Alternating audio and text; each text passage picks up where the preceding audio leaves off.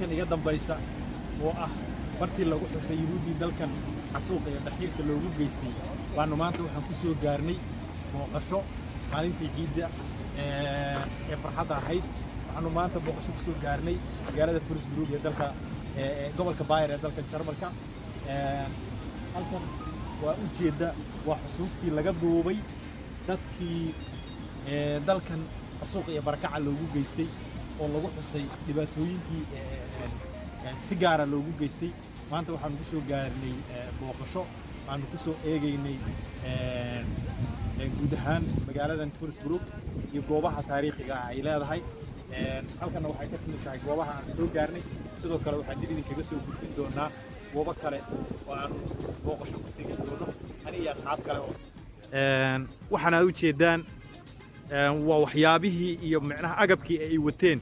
markii laga tarxiilahayay magaaladan ama macnaha mataqaanaa dhibaatada loogu geysanayay waa xusuus ay ku xusaan dalkan Jarmalka goobahana waa goobo kamid ah walow ay jiraan goobo kale oo far badan oo taariikhi ah oo lagu xusay waxa halkan ka arki kartaa in magacyadoodii qaar kamid ah lagu qoray sida halkan aad u jeedid Goldbach oo kale dadkani waxay ahaayeen dadyowgii sida gaarka loogu xusay agabkoodii marka waxaanu sidoo kale idiin soo gudbin doonaa waxyaabo kale oo taariikhi ah oo aad kala socon kartaan channelkeena Warsida Media ugu weheliyo maanta dalxiiska iyo booqashada aanu ku joogno magaalada Furusburg ee dalkan Jarmalka tuuba laba qodob maxaa leedahay aad iyo aad asxaabta maanta halkan booqasho u nimi waa taariikh hore oo dadkan reer Jarmalka gaar ahaan Furusburg ay yimaadaan inuu aad u xusaanin marka waliba gaar ahaan dadkii Yuhuudda oo magaalada degan ay isku kasta mar yimaadaan marka maanta halkan nimi ciid fadriga nimi ciid kamid nimi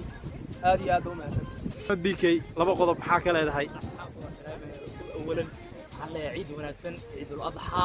عيد وعيد هلبك إنك صو غربها هلب يحتاج كجرين kaasina waxa uu ahaa saaxiibkay Maxamed BK aad baad u mahadsantahay Maxamed waxaan hore u sii ambaqaadaynaa safarkeenii dalxiiska ahaa ee aanu ku booqanaynay goobaha dalxiiska iyo taariikhda magaalada Furusburg goobihii boqortooyadii iyo dadkii dalkan ka soo talin jiray ee magaaladan uga soo talin jireen waanu booqasho ku tagi doonaa iyo safarkeenii halkan baan ka ambaqaadaynaa haddii aad hore noola joogtay si share garee barnaamijka haddaad nagu cusub tahay fadlan subscribe garee la wadaag asxaabtaada gambaleelkana furo si aanu kula wadaagno taariikhaha dalkan Jarmalka iyo guud ahaan dalalka Yurub aad iyo aad baad u mahadsan tahay fadlan nala sii soco ilaa iyo dhamaadka videoga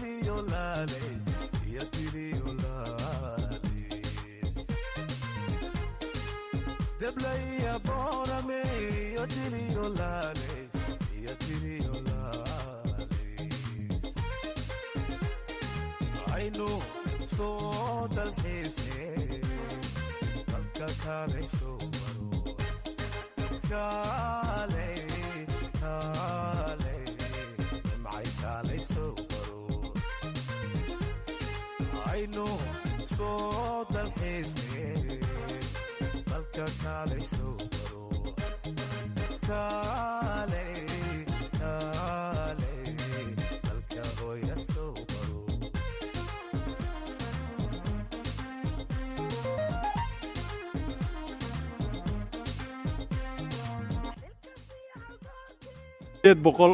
oo sano ka hor waxa magaalada Furusburg laga xukuumi jiray qalcadan dheer ee hadda soo kornay ninkan aad u jeedaan waa ninkii boqorka ka ahaa magaalada Furusburg halkan waa boqortooyadii residentialkeedii iyo halka ay deganeed. haddaan gudaha u geli doonaa waxaan idiin soo gudbinaynaa dhammaan macluumaadka.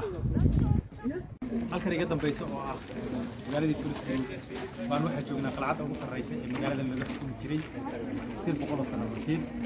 haatanna waxaan idiin soo gudbin doonaa fiidiyowga magaalada oo dhammaystiran. soo dhawaada mar kale.